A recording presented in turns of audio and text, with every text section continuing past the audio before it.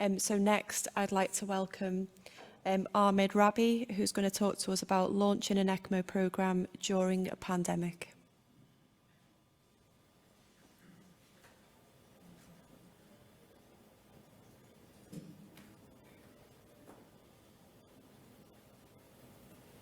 Good morning.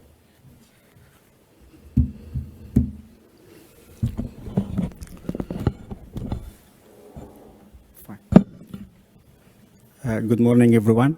I'm happy to see you all again here in this prestigious conference in London.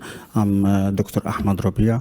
I'm a critical care ECMO consultant from Saudi Arabia in Riyadh, King Saud Medical City. We have there a tertiary hospital with the bed capacity 1,500 beds and 142 ICU beds and capacity of ECMO also 6 units for respiratory only in the ICU.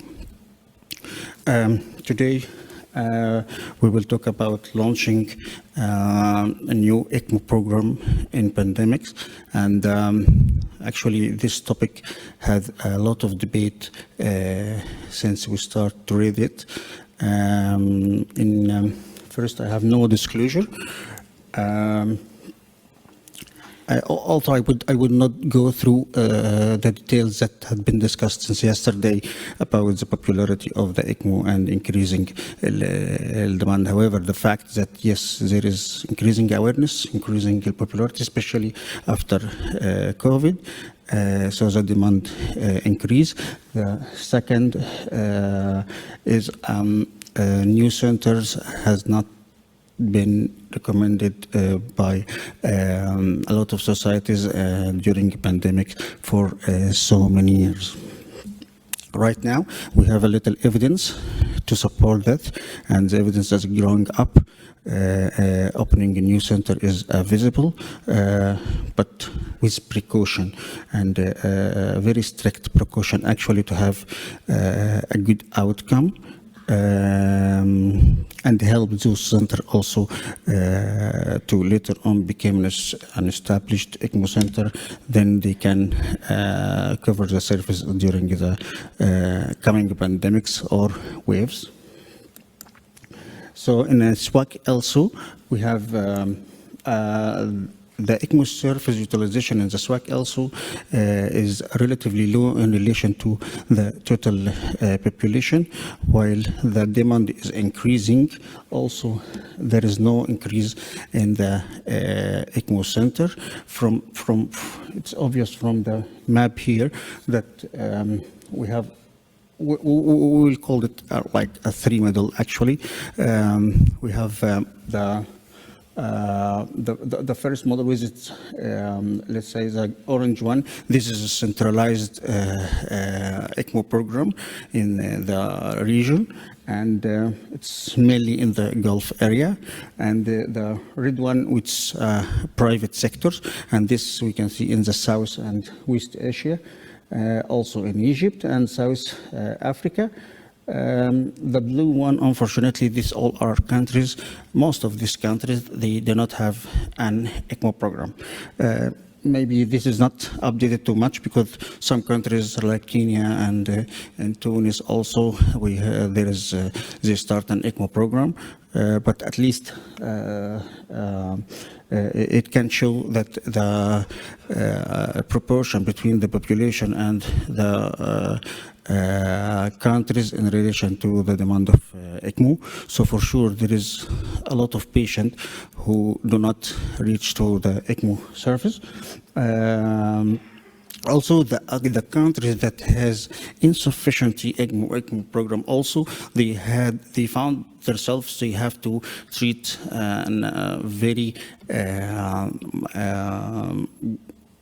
increase in the demand for ECMO patient. This also led eventually to opening a new ECMO center in some of these countries. During the pandemic, there was a different module for operational management. when you talk about launching a new ECMO program, I'm not talking only about launching a new institutional ECMO program, but also when we talk about the new national ECMO program. And I think it gained popularity in this COVID. Actually, we have from the SWAC ELSO, for instance, Saudi Arabia, they shifted to have a centralized ECMO program with COVID, and I will see now how we do that. And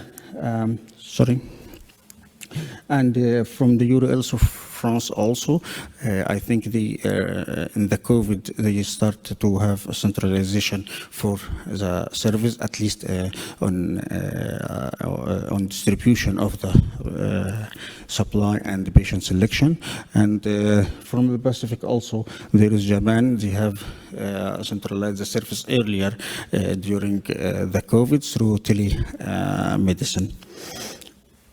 So we have new centers for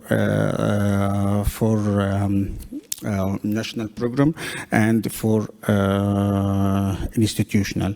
In Saudi Arabia, the ECMO start to be prominent actually in the MERS-CoV. I know most of you, they don't know about or don't have experience about the Middle East respiratory severe RDS. But we face a lot because in Saudi Arabia there was the main number of patients was in Saudi Arabia at that time. In 2014, the Ministry of Health provided 550 ECMO machine, and at that time there was only 2 ECMO Ministry of Health center. There was another ECMO center, but just for the Ministry of Health there was 2 ECMO program. Then after the endemicity of the MERS-CoV, the cases at 2016 start to decline again. At that time also, we still have the service was running on an institutional base with hub and spoke model for each institution independently. They receive the request and they bring the patient to their institution. However, in 2000, while we are growing up and increasing the ECMO demand, also there is increase in the experience of the center. For those 2 centers, they received 2019, 2 centers had ELSO Gold Award. Then in 2020, this is the actual start of the new national ECMO program for Ministry of Health in Saudi Arabia. And I want to take this opportunity to work with a very, very, very great team. They have do a fabulous job in the previous in COVID pandemic, actually, directed by Dr. Mohammed Azzam, one of the most expert ECMO consultant in Saudi Arabia, and with Dr. Ali Al-Hazmi. She is his deputy, and she was asked in the conference here. So I want to thank all the team. In 2020, we started to first supply. We gathered the supply from all the kingdom, and we trace it actually. Then we assess the situation and the need of ECMO as a preparedness for the coming surge. At that time, there was no any case of COVID in Saudi Arabia. Then a scientific Ministry of Health ECMO committee was established by March. Then in April, we start to have the first case to be transferred by this program. Then in June, we established an ECMO hotline to receive to receive a call for ECMO, what's called 1937, all over the country. And then at that time, there was also banning of the of transportation, even inside the country. So when we distribute the centers that in the country, it could not be able to cover all the total population.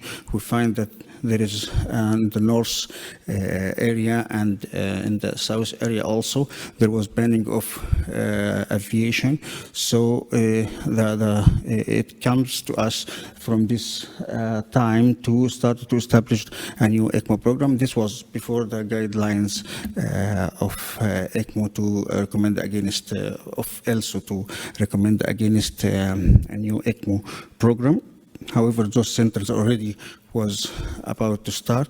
We provided for the team there the training and also the supervision and the patient selection as well, as we will see through this hotline. So we opened this new center in Najran, Tabuk, and Medina to cover this area of planning and aviation. And after that, when we have enough experience and we could be able to manage more ECMO patients, we started to have an international ECMO transportation and receiving call internationally also. From June to December, the total received the call was 350, and 77 ECMO was transferred only in about 4 to 3 months, 5 months actually. So then we were in the hotline. We have an algorithm of pathway how to deliver the service. So actually, when any hospital need an ECMO service, they call the 1937. There is a team there. They start to analyze the data that they have, and the patient data uploaded electronically. Then it comes to the committee that who will decide about the patient candidacy, also according to predetermined protocols and policy. For that the team was started also. It consists of an ECMO perfusionist, ECMO consultant, and respiratory paramedics. Also, it's a state of art for a multidisciplinary team. And here are these two maps that they illustrate how the service was started from 2014 to 2019. In the Ministry of Health, there was only 2 ECMO patient. Yes, sorry, ECMO centers. Yes, there was around 6 centers.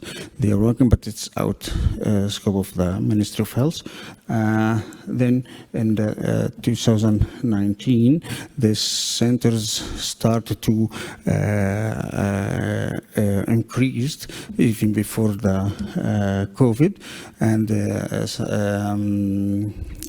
when we start the COVID pandemic at that time, this is the area that we start the new ECMO program.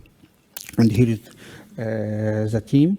Right now, till I think 2 months from now, it's a 913 patient with ECMO total retrieval 169, and ECMO done inside the hospital was around 744.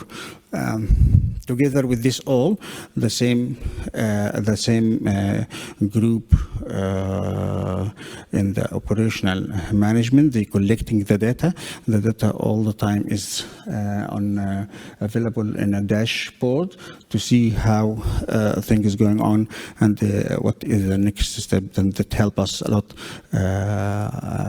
for the management and putting the protocol. So we have to living practical protocol of management and policy. Then during that time also we have a very nice experience in SWAC ELSO about this study. Here from all that you have now, we have get an idea to compare between new ECMO center and established ECMO center. We started to gather the information about the patient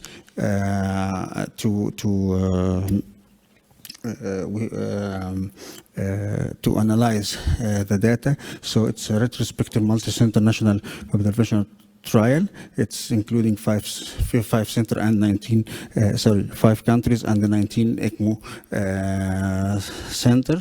We gather the patient who received ECMO from March to September 2020. And the ICM, thankfully, they provide us with a visual abstract can summarize the study. I will go through it. Between the centers, there was 14 established center, and we have 5 new ECMO center, 3 in Saudi Arabia and 1 in Kuwait and 1 in India, Kolkata. We started to gather the patient data for analysis. We defined the new ECMO center at that time, that the center who started ECMO service after January 2020 to cover the demand of COVID-19 patient with severe acute respiratory failure and acute severe cardiac failure as well, in the area that lack the service of ECMO, or maybe there is no appropriate close supervision of regional expert. So the primary outcome was survival to home discharge. The secondary outcome was survival during the ECMO support and survival to ECMO decannulation. Here in the pre-ECMO characteristics, it's very interesting. Out of the 307 patients, 229 patients treated in established center, and a new 78 patients in the new center. There is a difference between the patient characteristic between the both group, patient who treated with established and new center and the established ECMO center, because we can see that the age group is different, and there is significant statistically significance between both groups. So we have 46 in established center and 42 in the new center. The mean was 45. Also, we have in the gender and in the Murray score also, and the retrieval patient who are retrieved was more in established center for sure. We couldn't find in the comorbidity. What's interesting here also that the PEEP was of 15 in the new center was more utilized, the PEEP, and the PeCO2 also, and PF ratio as well. The overall mortality is 45%, and here the difference between the new center and established center was a p-value of 0.04. However, with logistic regression, and we include the new centers, and it failed to be retained from the logistic regression. So we can say that it's the same between both group. The predictor of mortality was lower SOFA score, less vasopressor, and lower plateau and driving pressure for sure, but the logistic regression retained only the SOFA score blue 12. So the take-home message was, in this multi-center international cohort in 19 ECMO center from 5 countries in the Middle East and India, 307 critically ill COVID-19 patients received ECMO therapy, of whom 45% survived to home discharge. The current study shows that the new satellite ECMO center could be safely implemented with appropriate close supervision of regional expert, providing the supervision and the training. And I want to thank the whole team that involved in this innovation of ECMO service. And I want to also take this opportunity to tell you, as we are discussing launching a new ECMO program, the 6th edition of Red Book will include also updating about the chapter of new ECMO program. So keep tuned for that, and I'm ready for question.